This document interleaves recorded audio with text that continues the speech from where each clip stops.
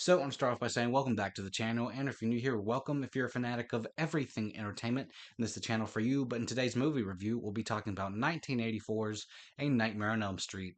So let's get into it. Hi, I'm Chucky. Wanna play?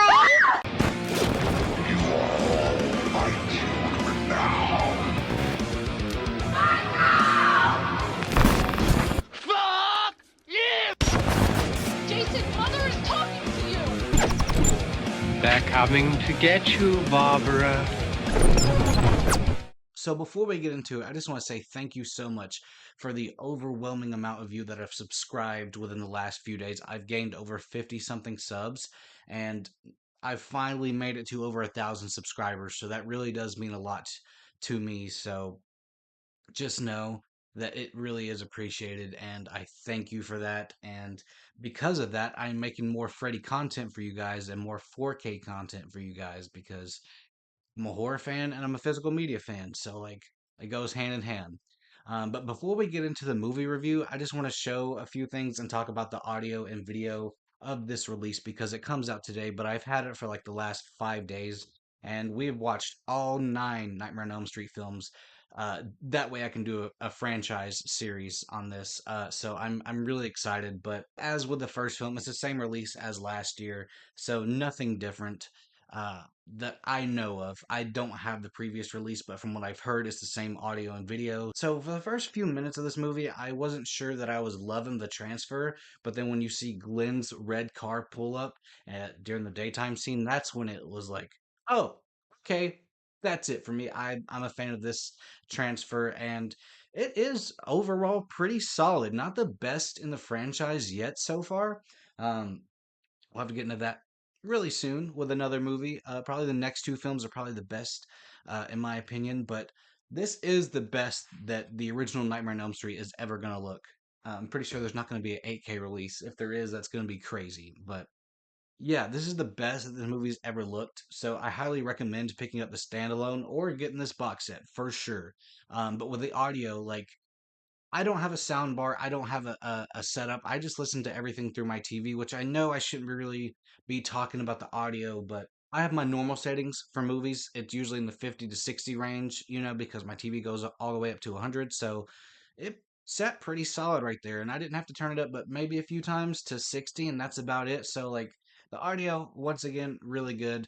But before we get into the movie review, one last thing.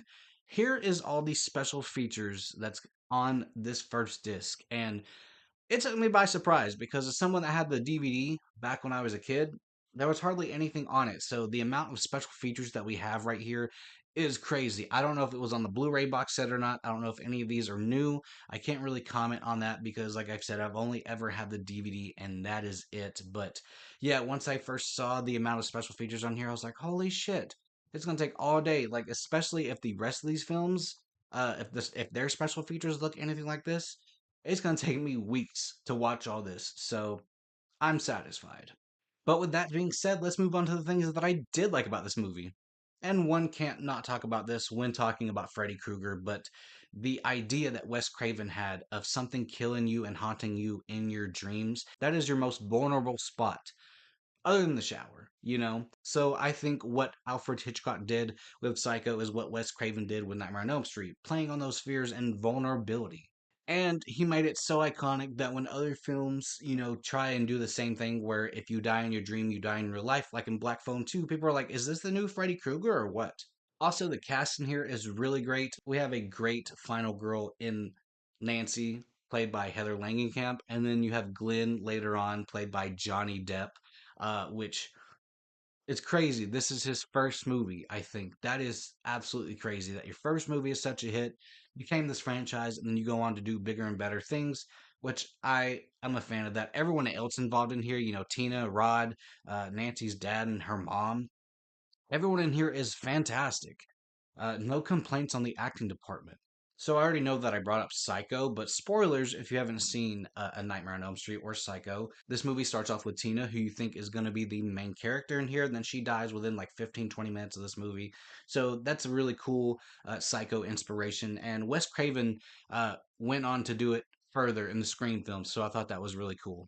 I think the practical effects in here are great. It's not the best in the series, but it it's great for the budget that they had because I think this movie had a budget of $1.1 million, if I'm not mistaken. The original budget was like 700,000, but then it went up to 1.1 million, if I'm not mistaken. But the practical effects in here is great, especially the way Freddy looks. Some of the kills in here, um, like the bedroom scene with Tina, the spandex when he's coming through the wall, that is just iconic. Everything they did on this budget is just fantastic.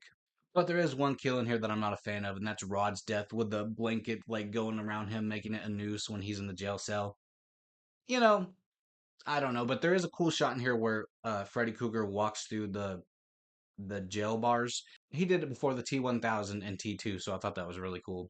I know I've already brought this up, but there are so many iconic shots in here, whether it be, Tina's death in here and then Freddy's glove coming through the bathtub or Freddy coming through the spandex, in the wall. That is iconic. Glenn's death in here, where they rotated the room upside down and just had like the blood flowing out the bed. That was iconic. There's just so many iconic shots in here, and him in the alleyway spreading his arms. That is awesome. There's another shot in here that not many people bring up, but it's like the scariest thing to me.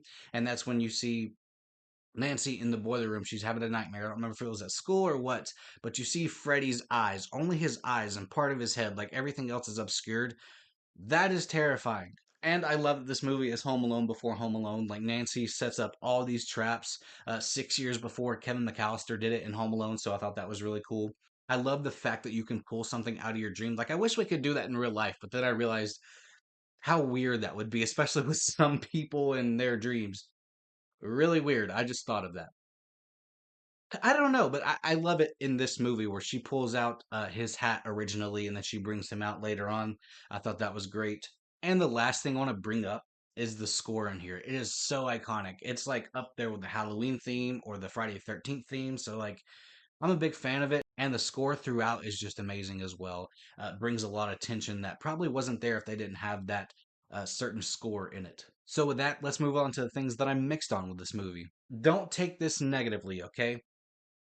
But Freddy Krueger, I'm mixed on him in this one. It's more positive than it is negative. I'm just saying that sort of like what they did with the original Child's Play, they didn't fully utilize and know what they had until the sequels. You know what I'm saying? Like Chucky wasn't really the Chucky that we all knew and loved until like part two or part three.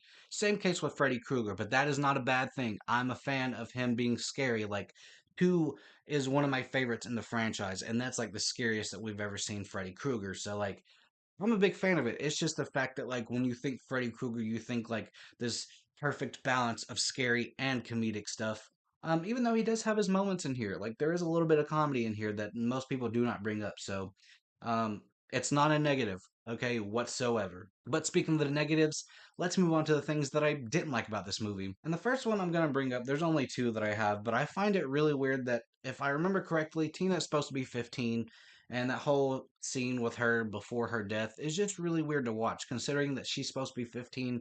I know the actress was probably like 18 to 20 or something, but that was just an unnecessary sex scene when you think about it like that. You know what I'm saying? It's just really weird, especially when you know of her age afterwards. You know what I'm saying? And I don't know what age Nancy's supposed to be if they're in the same grade or what, because I know that Heather Langenkamp was 18 when they filmed this, so not entirely sure. And the last thing I want to bring up is the ending in here, specifically like the fact that they were originally going to go with a happy ending, and then like Robert Shea came in and was like, we need to tease a sequel or do this and that, make it a Freddy ending or whatever. So Wes Craven and Robert Shea met in the middle to where they didn't show Freddy, but they saw that the convertible's top comes up, and it's the color of Freddy's sweater. So, and then like the blow up doll through the scene, like Freddy Krueger pulls the mom through the door window, and you know it's a blow up doll. That's what everyone says. So like, I think the remake did that part better, but that's just me. That's just me. Okay, um, that's just the visual of that. And then the other endings, like you saw in the special features, there's three total endings, and I think I'm more of a fan of like the happy ending. Like there doesn't have to be a happy ending. I just didn't think that the ending that we had in this one was like the best that they could have gone with. Like if they wanted to set up sequels or make it a dark ending, you know what I'm saying? But with that, I'm going to be giving 1984's A Nightmare on Elm Street an overall grade of an 86%. But let me know in the comments below what you think about this movie. But I find it really weird that I'm on the same page as myself from 7 years ago because I talked about this franchise 7 years ago. And if you're here for that, I just want to say thank you for sticking around for 7 years. That's crazy. Yes, I did unlist those videos because I'm not proud of them. There's only very few videos I have up from that time, but I originally gave this movie an 8.5. So I find it funny that I'm on the same wavelength as myself from 7 years ago. Because considering my thoughts on the franchise overall, it's like flip flopped. You know what I'm saying? But yeah, technically an 8.6. I like it a tad bit more from 7 years ago. I love that. But I just want to say thank you as always for watching my videos and look out for my next review of A Nightmare on Elm Street Part 2 Freddy's Revenge. With that, I'll see you guys in the next one.